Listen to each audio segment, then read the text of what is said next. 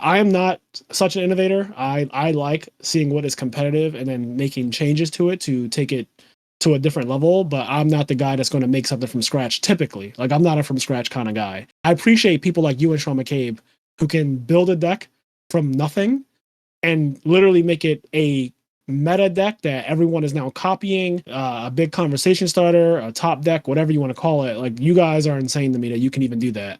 Like, even I remember like just driving home one day in my car, and I'm like, I wish there was something good from Mausoleum. Like, what could I summon with it? Like, that's the one thing that's missing from this concept.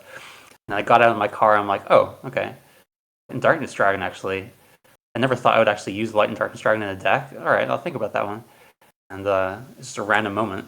And from that point on, suddenly I come to America for the rally for Nats, and like people are coming up to me telling me, oh yeah, I had to buy 3 copies of Retro Pack Light and Darkness Dragon just because you top with that deck. See? And that was just like an idea I had on the car journey home.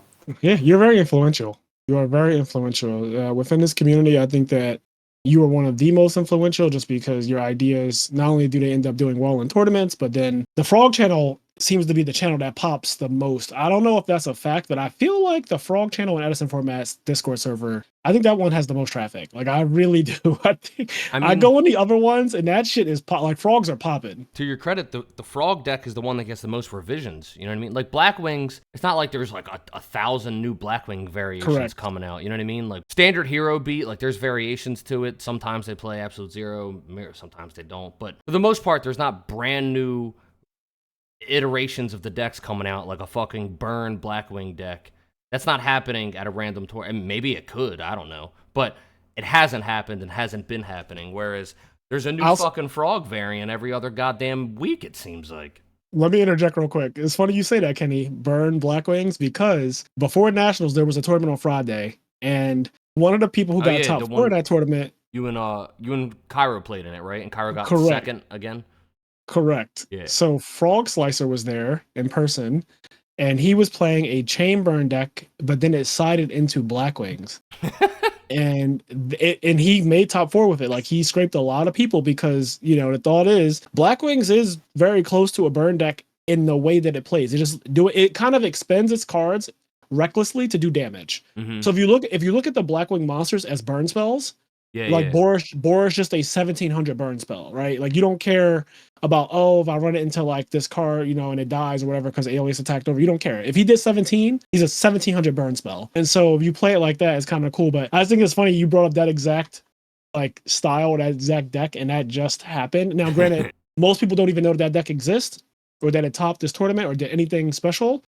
So it's a chance that later on down the line, we'll see something like that happen at an online tournament where the deck list will be posted and the whole community will know about it, but it's kind of under wraps right now. So you are still correct in what you're saying. Like, Blackwings don't have a lot of variations. There's basically the most innovation I've seen in Blackwings this year is just adding Mistral, which I don't even agree with, and then like Legacy Yatagarasu, which I'm still on the fence about that too. Like, those are the innovations that have happened with that deck in fucking years. Yeah. Well, with the burn Blackwing idea, I think you actually could just expand it even further into like a chain burn kind of hybrid.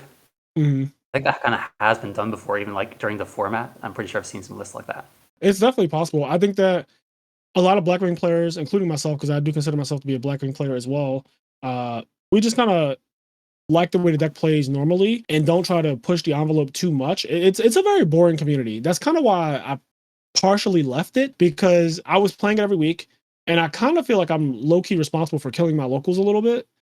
My locals every week, Kenny knows this, we have a group chat with like me, my core friends and everything, where every week I will post me getting packs from my locals, from either winning my locals or splitting top 4 or whatever. And this went on for months, like months straight of me just absolutely dominating with Blackwings and preaching the Blackwing gospel. But the problem with that is, after people lose to the deck so much, and I'm saying it's the best deck, they get discouraged to play whatever they were playing. Like, I made anyone who's playing Quick Draw not want to play Quick Draw anymore. Because part of the allure of Edison like part of the reason why everybody is like, oh, the idea that I can play whatever deck I want, you know, to a degree. There's a lot of variation to decks I can play. And it's it ends up happening where it's like, oh, this is actually just a Blackwing format. Then it's like, oh, well, then the reason why I wanted to play this format's not as interesting anymore.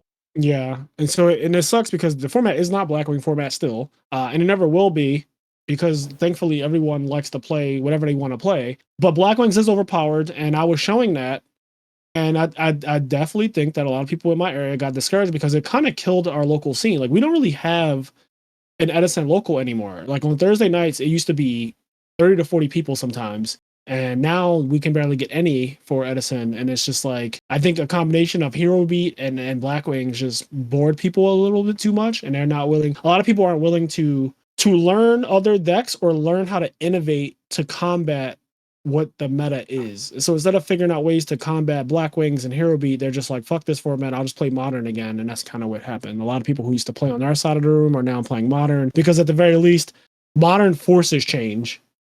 So I can't just be like Black Wings best deck every week, and then for a year straight I'm dominating with Black Wings, and there's nothing you guys can do about it. It's like, well, I'll just play Modern where the ban list will come out eventually, and no matter how good your tier elements deck is, that shit's going to get banned, which it did, and you won't be able to play it anymore. So I don't have to deal with your nonsense for like 2 or 3 months, and then Konami says fuck off. But yeah, Edison, I hope that won't be an issue for like Modern, the actual Edison tournaments. That I don't think it's going to be that centralized as it will be in your locals. Yeah, it won't. Even you can look at every tournament, right? They're also random. We had 2 weeks before Nationals where Dragons won both tournaments. Yep. There you go.